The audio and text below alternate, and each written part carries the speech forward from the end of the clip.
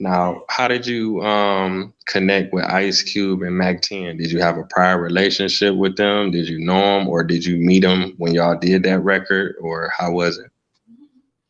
Um, of course, we all knew of each other, especially after I did Burn. Burn was shit. That was a West Coast anthem, pretty much here. So with that underground success, that of course helped me get up another ladder where there were, people talking about me. I had meetings with Dr. Dre, I had meetings with Ice Cube prior to You Can Do It. And me, I'm just talented, going into meetings and, playing our music with Q was pretty much fun. Me and Ten had an album that we're working on now because we never dropped our duo album. So we playing music for Cube, and we going back and forth. He getting pumped because he started playing his music. Then he be like, "Y'all got another one?" Then we had another one because we do a lot of music and we bring it to you live while we playing the music. We rapping our shit. We showing them the business. So, I pretty much had a buzz. And then I was performing with the Road Dogs, RIP to BR, in San Francisco. And when I got back from that trip, I got a call from K Mac, and he's from a group called the Comrades. And he worked with Cube, and he's also in Friday After Next. And so he worked with Cube as far as music and acting. And he called me and was like, Cube, can you come and do a hook for Cube? And I'm like, where y'all at? He like, the studio. And I'm like, so I'm like, come get me. You know what I mean? I'm telling them to come get me because I'm down to go do a song or a hook with Cube. That's cool. But before that, I'm glad that we met prior to that because he kind of knew my work ethic. He heard my music. He heard, you know what I'm saying? He saw me personally. So when I got in the studio, I was like, okay, Q, what you need me to do? And he was just like, this song going back and forth. I do my part. You do this part. So I go in the booth and I knock it down. You know what I'm saying?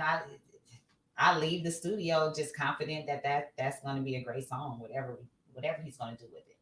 And then a couple of weeks later, I found out that was his single. So, hard work. I got a cold work ethic. I will work under any circumstances to get something done. At this point, I'm about to be 50. I don't take no shit though now. It's like I'm not doing stuff that don't make sense, that don't make me money. I'm not wasting my time. And if you waste my time, you're gonna know you wasted my time and you can't do it again.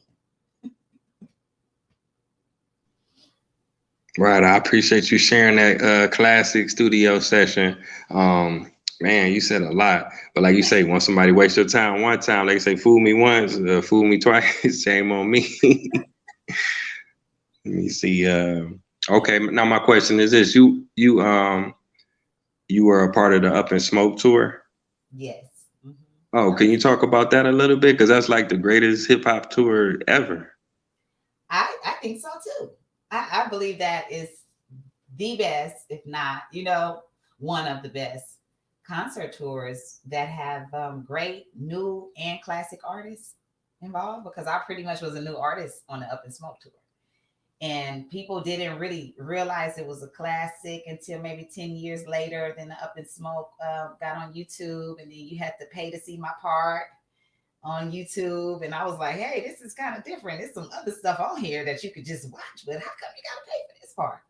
And I realized that it was a classic. But me, I'm such a humble person. I think my community never thought that I was famous for a while, or never, because they asked me, was I still doing music? And that song was on the radio every day. So I knew that I had work to do. I knew that it wasn't as easy, even though everything sounded like it was a breeze doing this song, getting on this song, even having my record deal with Universal. I didn't have the right management. So, I put myself in a position where it took me 10 steps back. After I was done with Universal, it took me 10 steps forward again because now I was the owner of everything. So things happen for a reason. And I appreciate every little thing that happened, good and bad. Yeah, most definitely, man. That's amazing. I mean, you could just imagine a person saying, "Yeah, I went to the Up and Smoke tour." That one time in a city, they will remember that forever. But for you to Only even on the tour, you know what I'm saying? Went different places, where I saw my loved ones in the audience, and they were just tripping because now they was like, wait a minute, that's Toy. People from school, and they was just like, oh, I know I didn't see Toy. Even when they just heard my voice on BMF, you know what I'm saying? People was like, that's not her. And my auntie, she know my voice. Mr. Tan know my voice. They called me both and said, they told me that wasn't you. And I was like, she. So shout out to my loved ones that know my unique voice anytime y'all hear it. Oh yeah, most definitely, because that's who I do it for, my loved ones. So, to have them proud of you, that's definitely an accomplishment for sure.